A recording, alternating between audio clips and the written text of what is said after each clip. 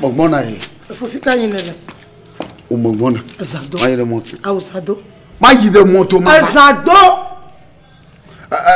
Gadje mi yako. Oh, Zado, tu as venir me là. On rentre un peu. Alors, Zado, maman, il y a pas. Ça me dit, tu viens vraiment plan le film. Ouais, ma. Oh, comme on a te quoi, ma. On le porte moi. Ça me dit, David, qui m'a pour un cas de la. Quand tu n'en on dit, Gadre, qu'on y a pas blanc. Gadre, pourquoi gamin là? Oh, what you are playing? Quoi gamin, David, qui m'a pour. Mais il n'y a pas moi le quoi même. David, qui voit, je vais cérémonie. Oh, Zado, mais j'ai dormi, tu vois. Ne me donnez pas de caïque là. Oh, Zado, il faut que je viens. Oh, donc, on me fait ça. Ah, waouh, imagine. Agaje goma. Agaje goma aga tori dodo. Amona va le courage demi. Agaje goma. Agaje goma. Ayo. Un chéri coco bondoé. Ajanye je vois. Mais je viens vers moi. Calme. Madame. Ah voilà. O medodo gala. Ah. Kama ntoto be ni edo jawa. Be saya mana dokula pe aba. Me jaya fere kanto saya mo. Je me nyi to sana le samo. Ngejo. Oh, efo. Leke ono. Ngejo. Joya na mute. Me di chaka katofia, me vai avatame, vai bokovi, vai kaka avedi, te kaka vi vale nu yakbo.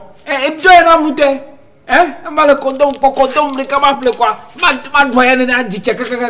Eh, qu'on nécessaire non. Le kaje note. Manka.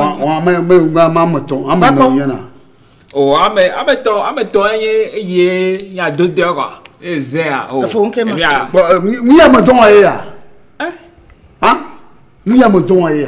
Condom. On a tout pour nous. Me peuple tom. Mais y a tom petit que. Note. Tourner le note. On y pas fier avec gadi de via. Chai de mayo comme y de vie.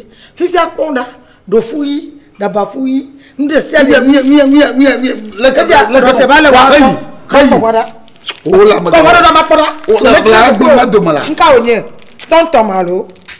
Tonton. Leke to funa waro. Hey, sia. Yo. Ya kamuinga o hawa ema. We pona nyon viona ne. Oh, tonton. Yingo. Yo. Waya gamo fudi dada. Tonton. Wale munya ga gbo ga ka ko na ku. Majima fu wale ke bi. Ga wala, ma to ngai na nko. Oh, le ke bi fu de. Ma to ngai na nko. Ma na ya plan ku mo gbono. Ma ba na yin ma ba honde close am. Oh, ta nyu pu ga ze mo kwa. Me ja fi ofia. Nka ya ko ya o. Me ja fi pa ma ko. Ga be nyon la. Oh, me ga do. Hein?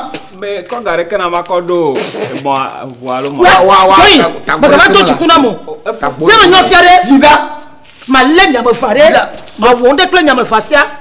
Oui, le mouilla, c'est quand même. On a mis un gars me fier. À quoi tu veux me gawala avec ben moi demain. Eh, mouilla ni tonton ma bi, ma pas que moi ma ziro mon ofia. Comme mon abi. Me la tonton ma. Le dugalo, me la tonton ma. Me la mouilla, le la tonton ma. N'y a pas de déjà. Me mouilla robe tonton ma. Tonton. Ma ni tonton maman moi. Yeah, mais protecteur. Ano jira mona des yeux. Pas jira nya ka. Pas ma drino. That's you know. That's in Nigeria. Go. Imagine on no. Fica aí, va. De moi. Imagine no. For dollar. Adrino to. Go. Mi pontu ya ko ya de vine na. Ni yo ti to go ma gbe kaka na gbe ya gba ma. Ko nya meje simu yo tonton. Fa da ba to yi. Fa ma to tonton ma no. E cho na gawe so mi ko am to.